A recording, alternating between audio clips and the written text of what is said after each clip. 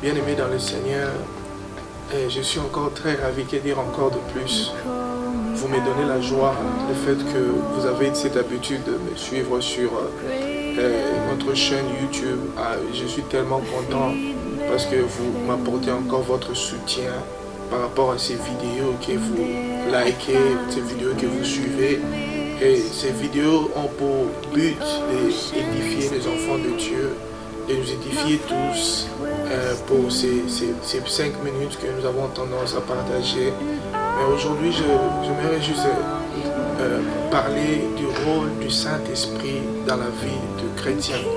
Nous allons lire dans ce passage de Jean 14, le verset 16, la Bible dit « Et moi, je prierai le Père et il vous donnera un autre consolateur, afin qu'il demeure éternellement avec vous, l'Esprit de vérité que le monde ne peut recevoir parce qu'il ne le voit point et ne le connaît point, mais vous, vous le connaissez car il demeure avec vous et il sera en vous. » Donc le Saint-Esprit, il a pour rôle de demeurer, non seulement de demeurer en nous, mais c'est le véritable consolateur.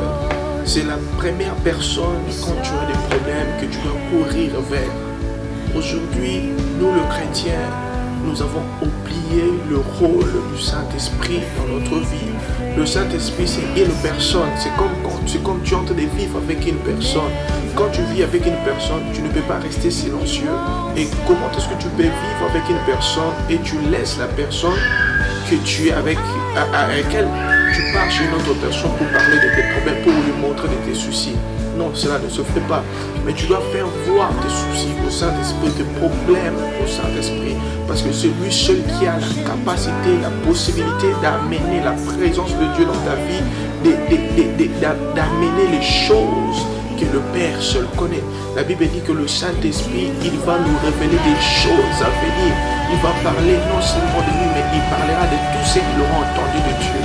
Donc le Saint-Esprit, il joue un rôle très capital pour tout un chacun de nous. Et tant qu'enfants de Dieu, nous devons savoir que le Saint-Esprit, la présence du Saint-Esprit dans notre vie, il est dans ta vie. La Bible dit qu'il vit éternellement. Et sa présence dans ta vie, c'est pour t'amener dans la présence du Père. C'est pour t'amener à plaire au Père. Il est le véritable consolateur.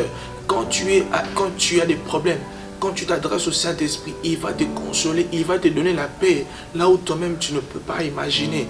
Donc, ayons cette habitude de demeurer ferme et de demeurer dans la présence du Saint-Esprit. La Bible nous dit encore dans le livre de 2 Corinthiens 13, la Bible dit que l'amour de Dieu, le Père, la grâce de notre Seigneur Jésus-Christ et la douce communion. La Bible n'a pas parlé d'autre chose, mais la Bible a parlé de la communion du Saint-Esprit. Bien-aimés frères et sœurs, nous devons savoir que la communion du Saint-Esprit est capitale pour tout un chacun de nous. Prier ne veut pas dire que tu es en communion avec le Saint-Esprit. Méditer la parole ne veut pas dire que tu es en communion avec le Saint-Esprit. Mais le Saint-Esprit, quand Christ dit que je vous enverrai quelqu'un, il sera de même nature que moi. Il savait quand les disciples avaient des problèmes, ils criaient vers Jésus-Christ. Les disciples dans la barque, ils ont appelé Jésus-Christ pour leur secourir. Mais toi aussi, quand tu es dans ta barque, tu dois appeler le Saint-Esprit pour te secourir, pour te sauver. Il est le seul capable de changer ta vie. Il est le seul capable de changer ta situation. C'est lui qui donne les dons. C'est lui qui donne les talents. C'est lui qui développe les talents au-dedans de nous. Tu peux voir comment tu réfléchissais avant de devenir chrétien. Mais quand tu as le Saint-Esprit, il t'apporte encore de nouvelles choses. Il te pose dans de nouvelles découvertes. Donc tu dois avoir cette communion avec le Saint-Esprit, mon bien-aimé. Demeurer dans la présence de Dieu, ce n'est pas établir une relation avec le Saint-Esprit. Mais ayons cette habitude-là de parler avec le Saint-Esprit, car il est le seul qui va t'aider à vivre une vie chrétienne épanouie. Une vie chrétienne où tu ne seras pas avare. Une vie chrétienne où tu ne seras pas cupide. Mais une vie chrétienne où tu seras un homme qui vit pour la gloire du Père. Ayons cette habitude de demeurer avec le Saint-Esprit. Parle au Saint-Esprit chaque jour, à tout moment, que ce soit dans le travail, que ce soit au bureau, que ce soit dans le bus, dans ta voiture. Parle avec le Saint-Esprit, montre-lui tes soucis et il va t'aider et tu comprendras le rôle. Qu'est-ce qu'il apporte dans ta vie réellement. Merci pour m'avoir suivi pour cette vidéo. J'espère vous retrouver bientôt. Soyez bénis dans le nom de Jésus. Amen.